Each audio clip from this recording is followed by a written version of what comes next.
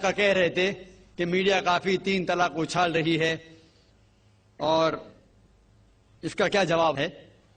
افسوس کی بات ہے کہ معاشرے میں، مسلمان کے معاشرے میں 3 قسم کی طلاق ہے۔ مسلمان کے معاشرے میں، سوسائٹی میں، ایک طلاق بدعت، طلاق طلاق طلاق ایک ساتھ میں ہو جاتی ہے۔ ایک طلاق حسن، جو طلاق دو، 1 ماہ رکو حیض کے لیے، پھر طلاق دو، پھر رکو، پھر تیسرا طلاق دو۔ اور تیسرا طلاق کے حسن، جو بالکل صحیح طریقہ ہے، جو قرآن شریف کی ہے، طلاق دو اور 3 ماہ رکو۔ قرآن کی آیت ہے سورہ بقرہ میں، سورہ نمبر 2 آیت نمبر 228 میں لکھا ہوا ہے کہ جب بھی آپ طلاق دیں گے تو 3 ماہ یا 3 حیض کی عدت ہے، تو طلاق پورے مکمل ہونے کے لیے 3 حیض یا 3 ماہ، 3 مینسٹرل سائیکل اور 3 منتھلی کورسز مسٹ ہے، کمپلسری ہے۔ افسوس کی بات ہے کہ یہ جو اختلاف امت میں ہے اس کی ایک وجہ ہے۔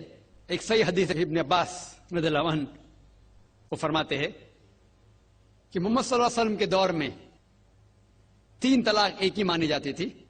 حضرت ابو بکر کے دور میں 3 طلاق ایک ہی مانی جاتی تھی۔ حضرت عمر کے پہلے 2 سال کے دور میں 3 طلاق ایک ہی مانی جاتی تھی، لیکن اس کے بعد حضرت عمر رضی اللہ عنہ اس سچویشن کو دیکھ کے وہ کہتے اگر کوئی شخص 3 دے دیا تو 3 ہو جاتی ہے۔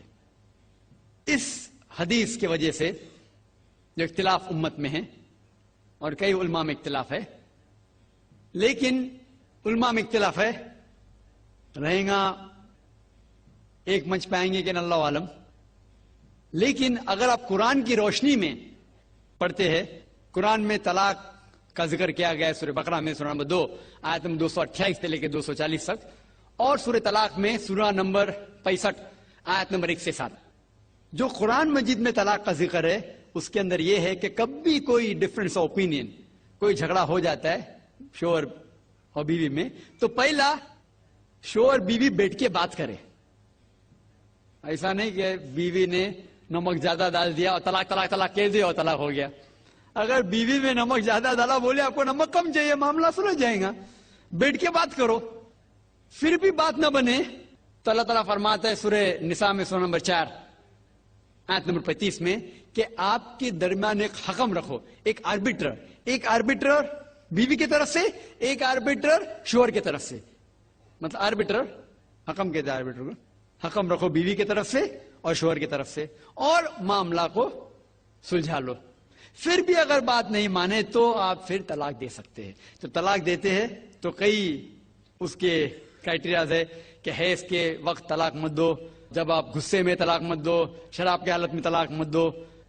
اس کے بعد جب طلاق دیا جاتا ہے تو 3 ماہ رکنا چاہیے۔ طلاق کے احسن ہے، جو بالکل صحیح طریقہ ہے۔ طلاق دو اور 3 ماہ رکو، اور 3 ماہ کے اندر اگر آپ رجوع کرنا چاہتے ہیں اپنے بیوی سے تو رجوع ہو سکتے، الحمدللہ۔ اگر 3 ماہ تک آپ سمجھتے نہیں مجھے میرے بیوی سے الگ ہونا ہی چاہیے، تو 3 ماہ کے بعد، عدت گزرنے کے بعد، آپ دونوں میاں بیوی نہیں رہتے، آپ الگ ہو جاتے۔ لیکن اس کے بعد اکثر مسلمان بھی نہیں جانتے یہ قرآن کی آیت کیا ہے۔ قرآن شریف میں لکھا ہوا ہے سورہ بقرہ میں، سورہ نمبر 2 آیت نمبر 232 میں کہ اگر وہ شخص اپنی پرانی بیوی سے پھر سے شادی کرنا چاہتا ہے تو مت روکیے۔ تو اگر طلاق ہو چکا ہے صحیح طریقے سے، طلاق کے احسن کے طریقے سے، اور 3 ماہ ہو گئے، عدت گزر گئے، 6 مہینے بعد اگر لگا بھائی جو میں نے کیا غلط کیا، میں پھر سے شادی کرنا چاہتا ہے، تو وہ آدمی اپنی پرانی بیوی سے پھر سے نکاح کر سکتا ہے، لیکن نیا نکاح نیا مہر، نیا نکاح نیا مہر، جو کئی مسلمان نہیں جانتے۔ افسوس کی بات ہے کہ ہم مسلمان قرآن کو ترجمے کے ساتھ پڑھے ہی نہیں، صحیح حدیث کو ترجمے کے ساتھ پڑھے ہی نہیں۔ اگر ہم قرآن شریف کو صحیح طریقے سے پڑھیں گے اور صحیح حدیث پہ عمل کریں گے تو یہ جو غلط فہمیاں ہیں دور ہوئیں گی،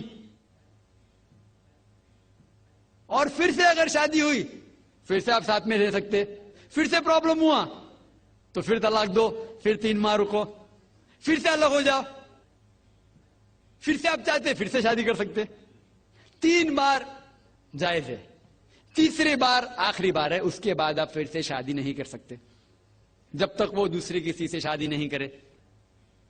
لیکن میں نے اپنی زندگی میں ایک بھی شخص میرے زندگی میں نہیں آیا جو طلاق کے حسن کیا، صحیح طریقے سے طلاق دیا، علیحدہ ہو گئے، پھر نکاح ہو گیا، پھر علیحدہ ہو گئے، پھر نکاح ہوا، پھر علیحدہ ہوا. میں نے کوئی بھی شخص میرے زندگی میں پورے دنیا میں ایسا شخص کے بارے میں سنا ہی نہیں جو صحیح طریقے سے کیا اور بچھڑ گیا، پھر سے شادی کی، پھر سے بچھڑ گیا، پھر سے نکاح کے، پھر بچھڑ گیا، پھر شادی کرنا چاہتا ہے.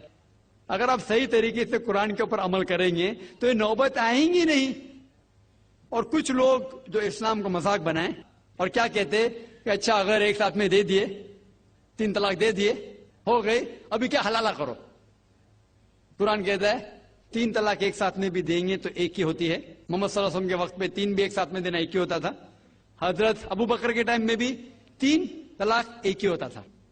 حضرت عمر کے دور میں لوگ جو کہتے 3 طلاق 3 ہوتی ہے، کئی علماء کہتے ہیں کہ ان نے یہ اپنے فتوے پہ رجوع کیے اور انہیں افسوس تھا کہ یہ فتویٰ انہیں دیے، اور کئی لوگ کہتے نہیں ان کا فتویٰ صحیح تھا. اس میں امت کا اختلاف ہے. لیکن اگر قرآن کی روشنی میں دیکھیں گے تو 3 طلاق ایک ساتھ میں بھی دیں گے تو ایک ہی ہوتی ہے.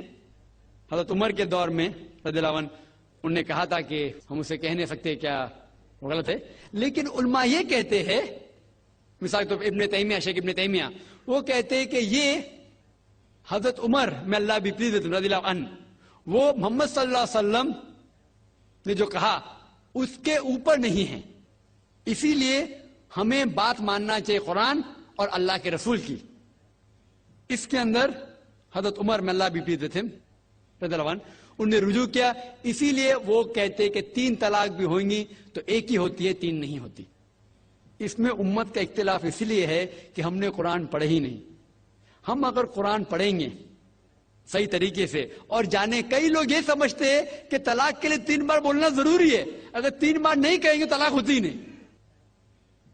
وہ ان کی نادانی ہے، وہ ان کی جہالت ہے.